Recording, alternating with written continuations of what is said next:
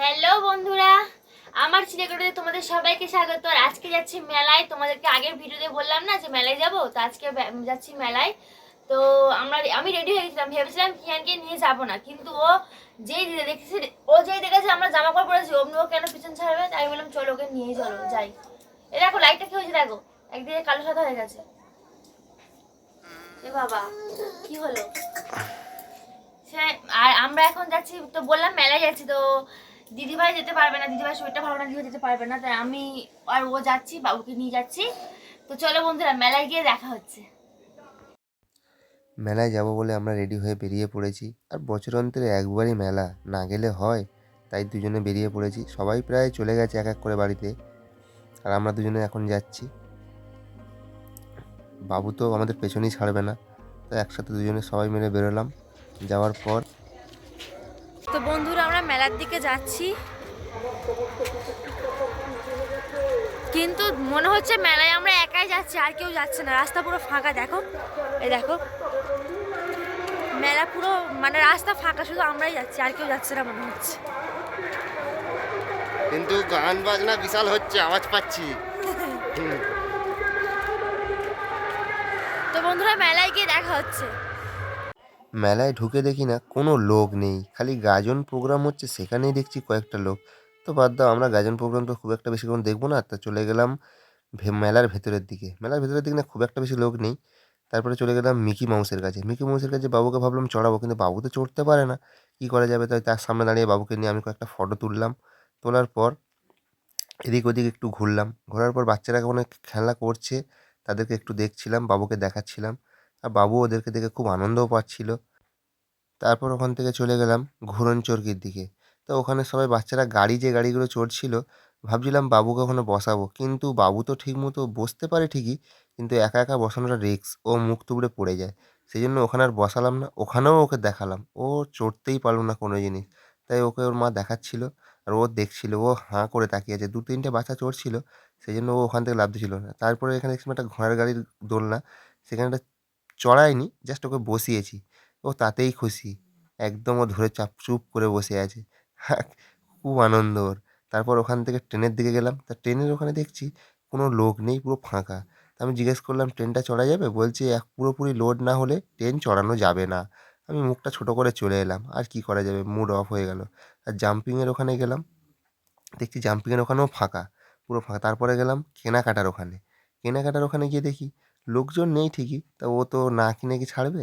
তা দেখলাম এদিক সেদিক দোকান দেখছে। দেখার পর দেখার পর তারপর অন্য দোকানে যাওয়ার পর দেখছি রাস্তায় একটা কুকুর সেজে। বাবু সেটাকে দেখেই খুব ডাকছে, ওকে দেখাচ্ছে। তা আমি ওকে ওকে দেখাচ্ছিলাম কুকুরটাকে। তারপর দোকানটায় যখন যাই, তারপর ও ওই দোকানটায় ঢুকলো। একটা দোকানে ঢুকলো, ঢোকার পরে ওর কি কানের একটা পছন্দ হয়েছে, সেটা নিয়ে ও দেখছে বারবার। আমি বললাম, "ঠিক আছে, নিয়ে নাও। পছন্দ যখন হয়েছে, মেলায় এসেছো যখন, কিছু না নেবে সেটা কখনো হয়? একটা মেলার তো স্মৃতি, একটা যেকোনো একটা জিনিস নাও।" তো ও ২ টো কানের কিনেছিল। কেনার পরে দোকানে আর সব জিনিসগুলো দেখছিল। এটা নেবো, সেটা নেবো, ওটা নেবো করছিল। আমি বললাম, "হ্যাঁ, মেলায় তোমাকে তো এইজন্যই নিয়ে আসি না। নিয়ে আসলে শুধু সব তুমি নেবে। ঠিক আছে, যেটা পছন্দ হচ্ছে নাও। সবসময় তো আর আনতে পারি না। নাও।" তা ও নিল। নেওয়ার পরে এদিক সেদিক করার পর ২ টো কানের কিনেছে। কানের কেনার পরে, পরে বলছে আমার পছন্দ হচ্ছে না। আমি বললাম, "তাহলে এত পছন্দ করে নিলে, এখন বলছো পছন্দ হচ্ছে না?" আচ্ছা, দোকানে যেটাই দেখছে সেটাই বলছে নেবো। দোকানে যেটাই দেখছে সেটাই নেবো। আর যেটা কিনে নিচ্ছে সেটা বলছে আর ভালো লাগছে না। এই কেমন ধরনের মানুষ ভাই বাবা! তা চলে গেলাম বাবুর খেলনা দোকানে। বাবুর খেলনা দোকানে ওরকম ২-৩ টে খেলনা কেনা হলো।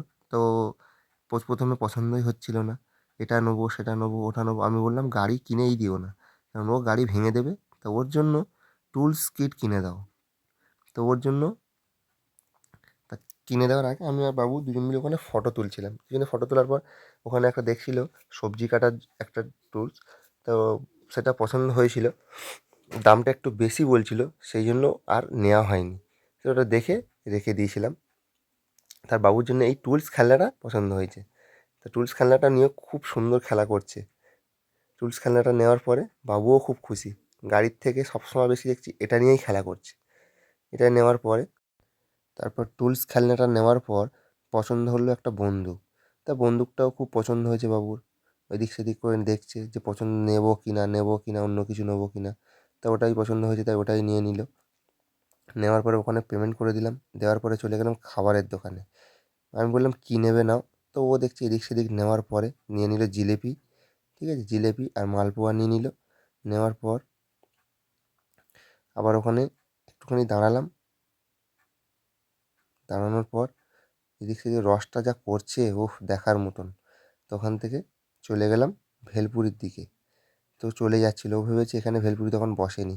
আমি আবার ওকে ডাকলাম, ও চলে এলো, বলছে কই? আমি বলি, এই তো দোকান সামনে। বলে, আচ্ছা ঠিক আছে। তো ও বলছে ঠিক আছে, তো দুজনে 2 প্লেট নাও। আমি বললাম না, তুমি 1 প্লেট নাও, দুজনে আমি 1 পিসই খাবো। তো নেওয়ার পরে ভালোই সাজাচ্ছিল ভেলপুরিটা, খুব সুন্দর করেই বানাচ্ছিল, সব রকম দিয়ে বানাচ্ছিল। এত সুন্দর বানাচ্ছিল তো আমার তো পুরো জিভে জলই চলে এসেছিলো। ওহ, ওপর দিয়ে যখন দইটা দিচ্ছে না আরও সৌন্দর্য লাগছিল। তো সব রকম দেওয়ার পরে যখন আমাদের হাতে ধরে দিল, ওহ বাস, জাস্ট ওয়াও লাগছে। আর ও তো একদম ধরে নিয়ে কপাত করে একটা খেয়ে নিয়ে বলছে, ওয়াও কি টেস্টি। হ্যাঁ সাবাস। আমি বললাম, ঠিক আছে চলো এবার একটু প্রোগ্রাম দেখি, এবার একটু প্রোগ্রামের দিকে যাই, দেখি প্রোগ্রামটা কেমন হচ্ছে।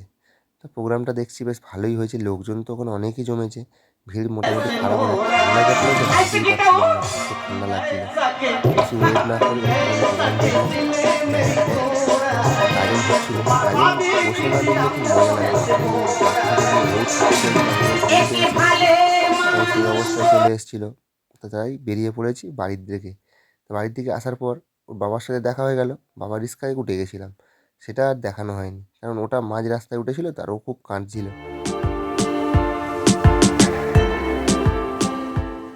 বন্ধুরা আমরা মেলা থেকে চলে এসেছি, তোমরা তো দেখলেই।